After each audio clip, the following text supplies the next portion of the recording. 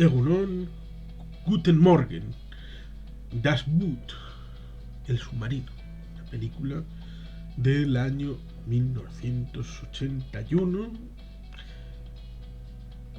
con Wolfgang Petersen en la dirección. Basado en una novela de Lothar Gunther Buchheim, habla de los U-botes, concretamente del U-96, en el inicio de la Segunda Guerra Mundial en el marco de la batalla del Atlántico. La batalla, fundamentalmente, en primer término, hasta diciembre del 41, entre la flota británica y la flota alemana. Entendiendo que, bueno, pues después del fracaso en el año anterior, en 1940, del proyecto de Operación León Marino, la inversión a Gran Bretaña, que los británicos tenían ya la operación de salir de las islas en caso de haber sido invadidos y poner al gobierno británico y a su majestad el rey Jorge V, no, Jorge VI. Jorge V era el padre del rey Eduardo y también del, si no recuerdo mal, del rey Jorge VI, que es el padre de Lilibet, Isabel II de Inglaterra.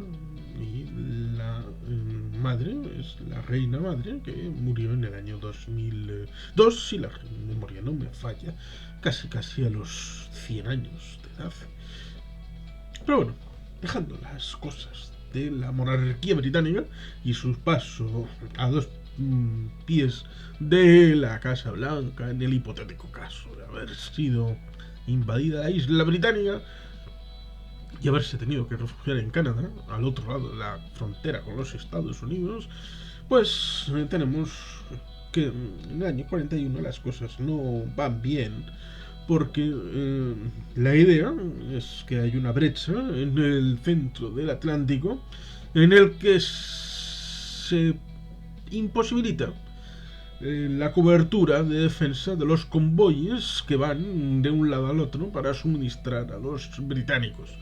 Pero con el paso del tiempo, sobre todo con las escoltas, en parte con la ley del préstamo y arriendo, el presidente Roosevelt, que fue muy costosa para los británicos, pero le salvó el ojete para el asunto del suministro, dejando de lado que todavía eran poseedores del imperio, es decir, las colonias de ultramar que suministraban al tema de la maquinaria civil y militar de la metrópoli, en las islas británicas.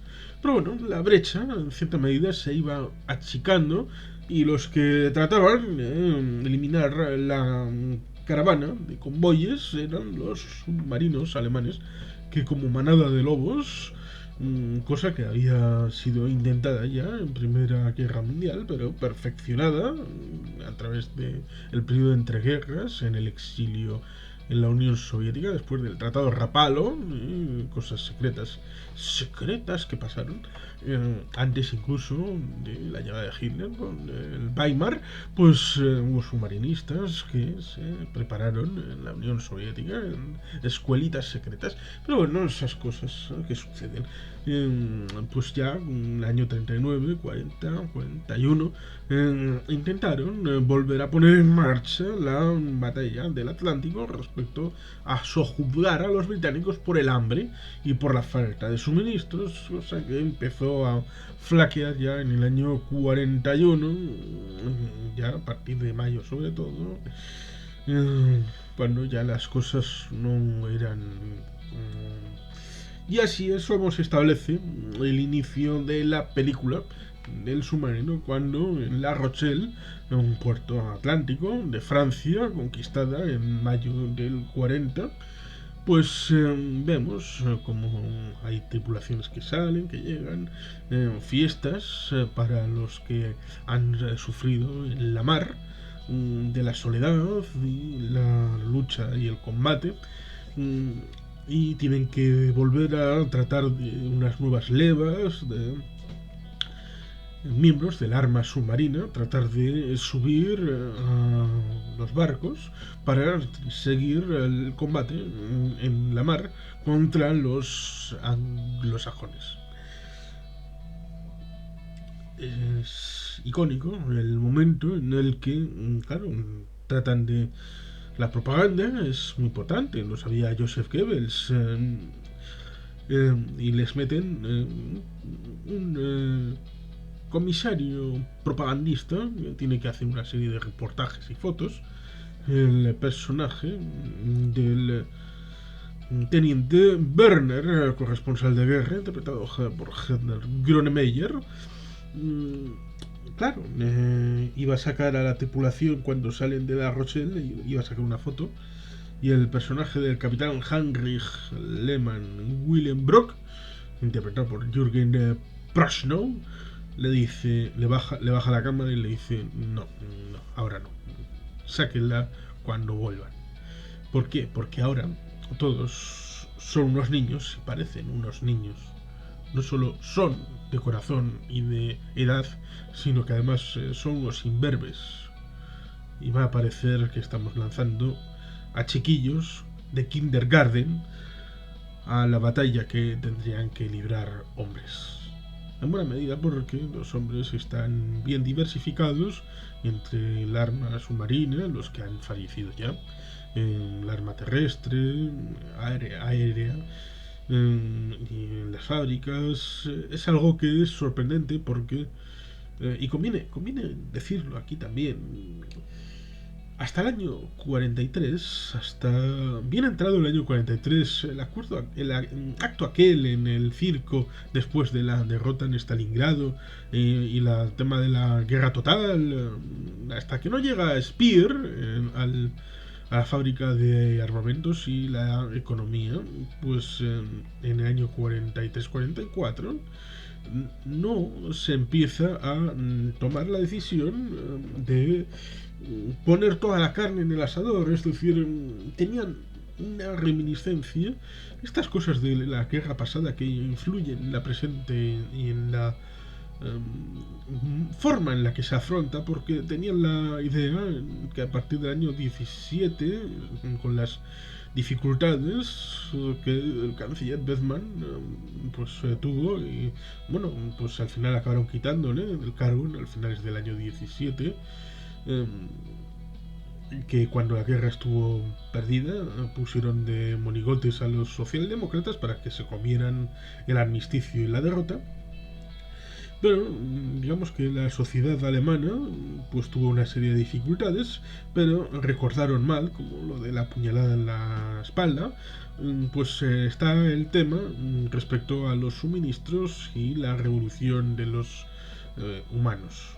Porque hubo una serie de revueltas, en principio prodemocráticas, en el año 17 que fueron sofocadas, pero en el año 18 hubo una serie de revueltas que empiezan en Kiel. Pero es que en Kiel no empiezan por el hambre, empiezan porque la flota alemana solamente ha tenido dos batallas importantes.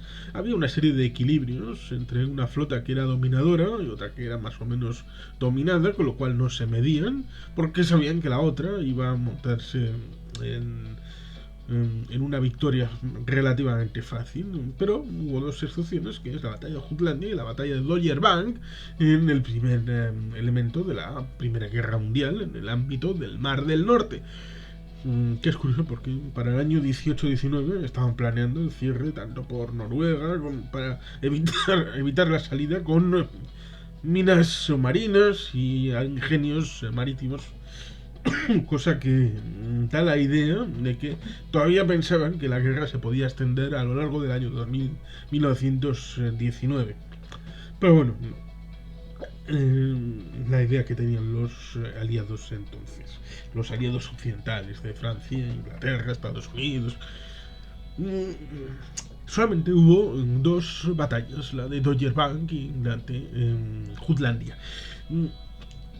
Pero en un último y postrer término, la idea que tenían algunos mandos, montándose la manta a la cabeza, es sacar la flota, enviarla a Scapa Flow, a la sede de la flota británica, de la Home Fleet, y que hicieran lo que pudieran.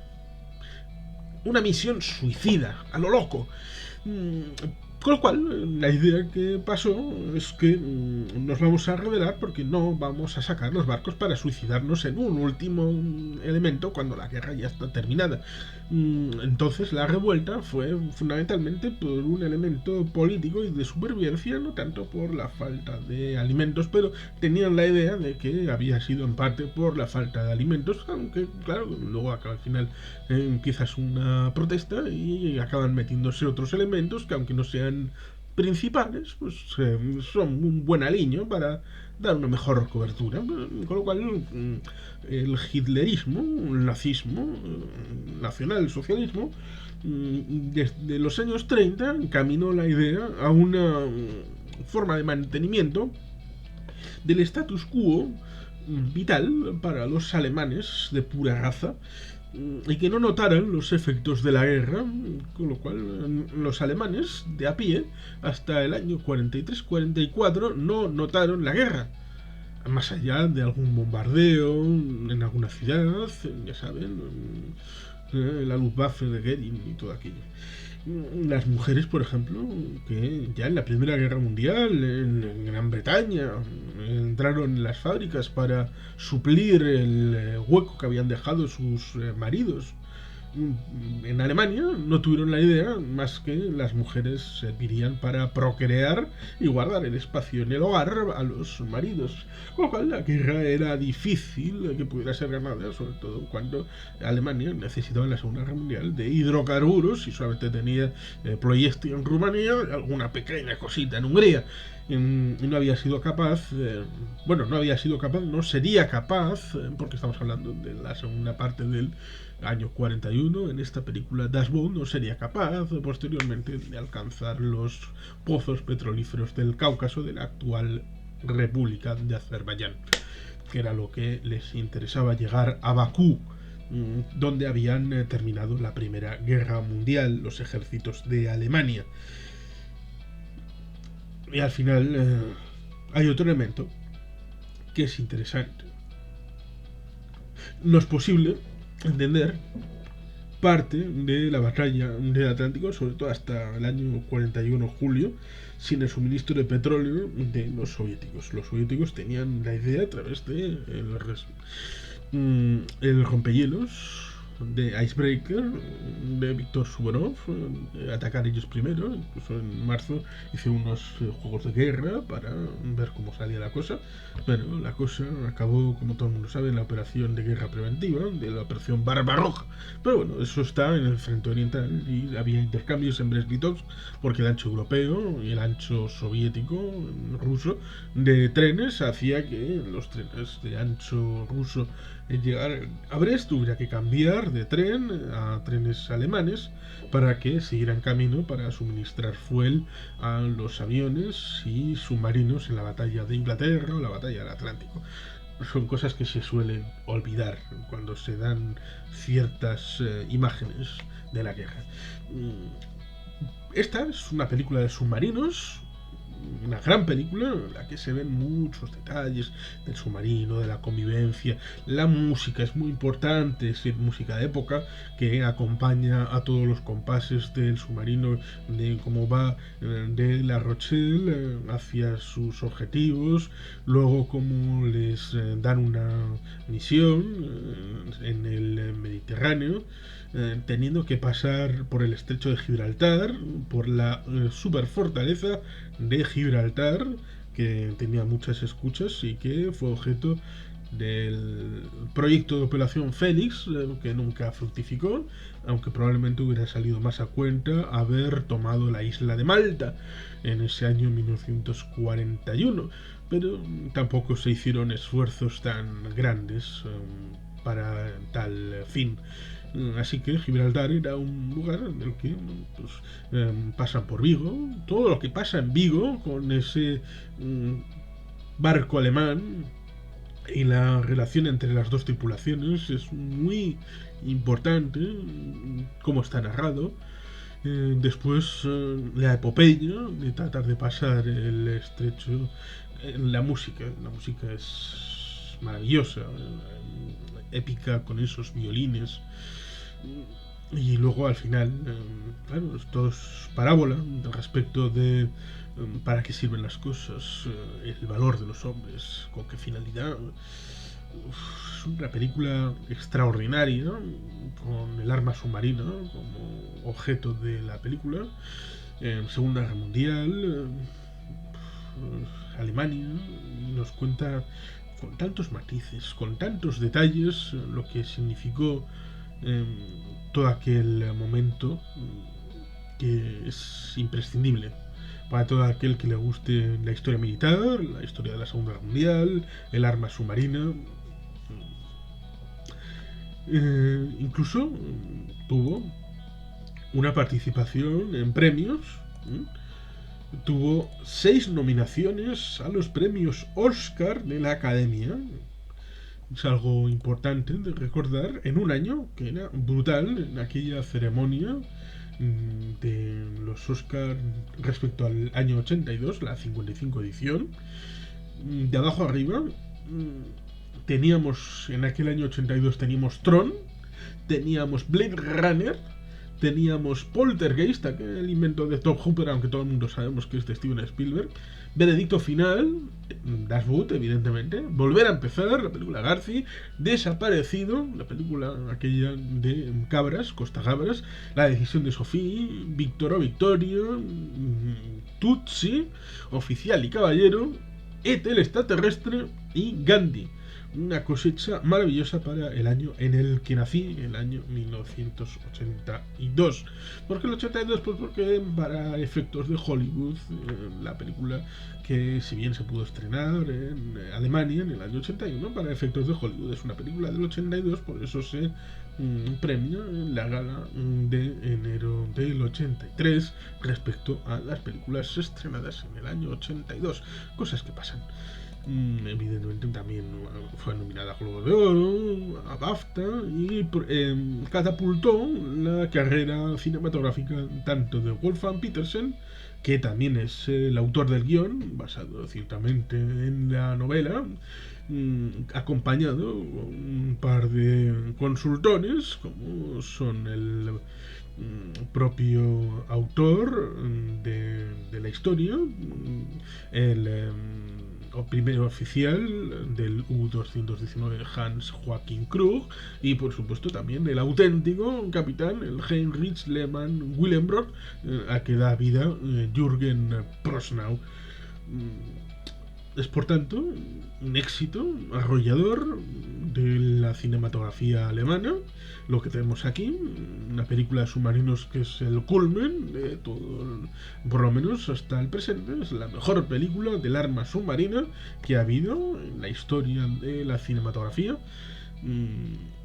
y por lo tanto amerita que se acerquen a verla, porque es muy interesante del principio al final. Vean sobre todo la versión extendida de cerca de 4 horas, no se asusten, es una película que no cansa, sino que descansa sobre una solidez interpretativa y una tensión narrativa sostenida a través de las imágenes, la música y la forma de visualizar lo que ellos estaban viviendo dentro de ese U-Boot, Das Boot, el submarino.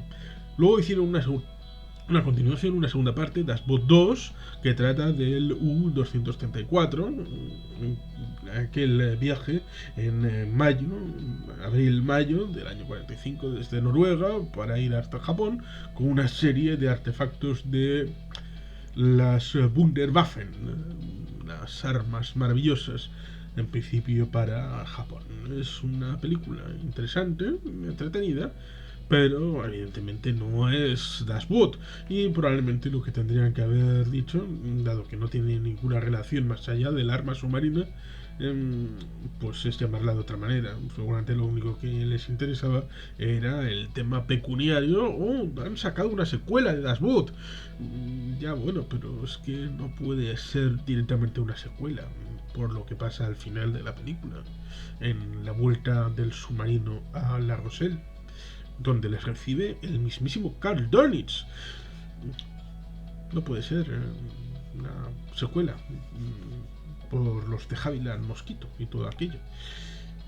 Pero existe esa y también merece ser vista para todo aquel que sea un poco más oca y que le guste los recovecos más escondidos de la historia. La historia de Darkwood es más mainstream, que ilustra no solamente lo del U-96, sino también de muchos submarinos de la manada de lobos. Es significativa y simbólica respecto de aquella época y de aquellos hechos en la batalla del Atlántico, desde el punto de vista alemán. Así que, véala, si no lo han hecho ya. Y sin más, es que ricasco, Aurora Bat, Betty Gelpean.